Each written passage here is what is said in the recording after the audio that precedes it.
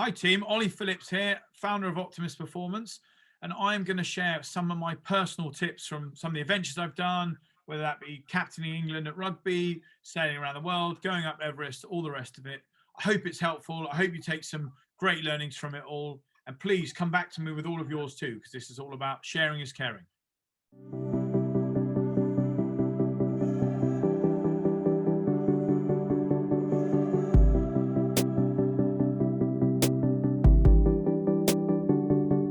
I would say, obviously, the hardest thing I find with all sort of leadership is obviously the people, right? Making sure that you're in tune and in sync with what everyone in your group and in your team wants, needs. Making sure that those needs and wants are matched. And as a result, for me, leadership is all about influencing and helping people to ultimately achieving their optimum.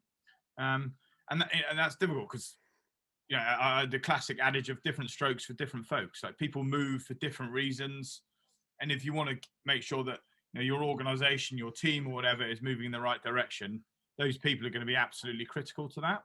So I think the hardest part is making sure that you're constantly reassessing where you are on your leadership journey, what it is that your team needs, what it is that your business needs, organization needs, and therefore making sure that they're matched and there's sort of a harmonious relationship between the group.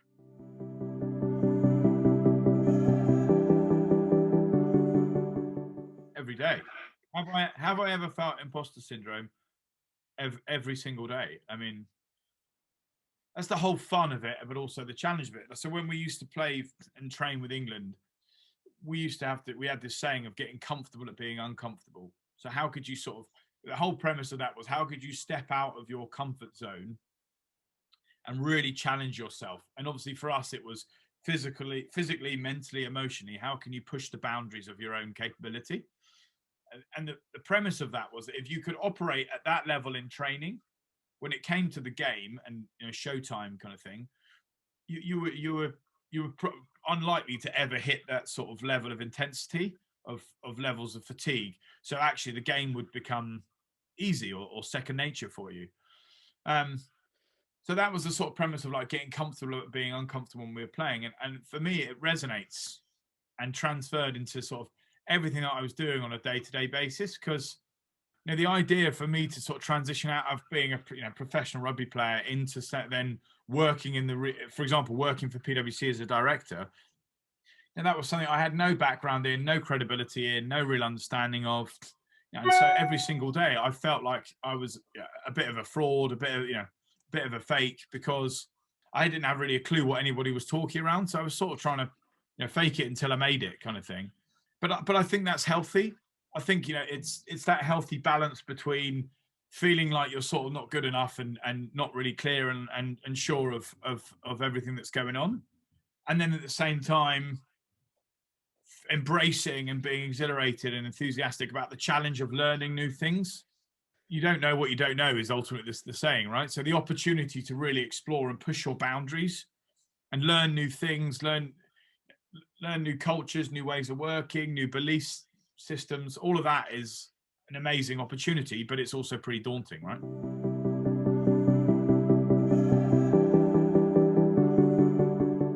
Definitely. And this was actually something that was rife in my playing career, probably actually the most, was fear of making the wrong decision, and therefore the repercussions of making that decision, and the consequences of making that decision. And that was particularly in the early stages of my career, where because you were sort of the young kid on the block, just trying to get into the team, etc., the opportunities that you got to play were quite small. So when you did play, you didn't want to make any mistakes. You obviously wanted to play really, really well. So you cemented your place in the team. But what I realized actually was that the fear that I would have, or the anxiety I had around making mistakes, was almost consuming, right? All consuming. Because in the end, I'd get to games, I'd be so nervous, and all my energy and thought process would be focused around don't drop the ball, or don't, be in the right position, whatever else, that I actually invested no time into actually the things that had got me there in the first place, which was like, I was a really good finisher, I was fast, etc. And so I had a real sort of transition moment or aha moment when I was sort of 25, 26, of like, why am I wasting all this time and energy on things that I'm worried about and anxious about and fearful about, because I can't actually control them anyway. Like I can, like, I need to just focus on the things that I'm really, really good at, things that I can excel at, the value that I can bring to the scenario, and just deliver against that, and get really excited about that, and excited about delivering against my talent, and not worry about all the things that could go wrong. And for me, that was a total change in my mindset, and it flipped things into a different stratosphere for me in terms of then my output, like how I played, how I felt on a day-to-day basis. My whole mindset was totally different because all my energy was focused on positive outcomes, positive delivery.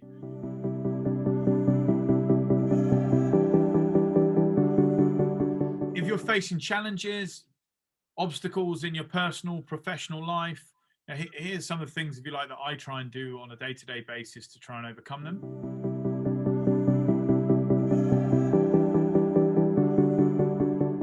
Who do you surround yourself with? What's your network? Your network is your net worth.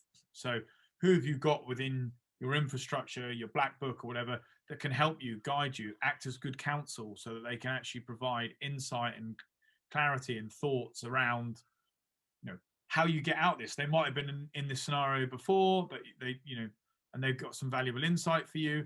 So who are you surrounding yourself with in order to make sure that you're, ultimately your team, right? Your power team, so that they can help you mitigate against sort of difficult, challenging scenarios.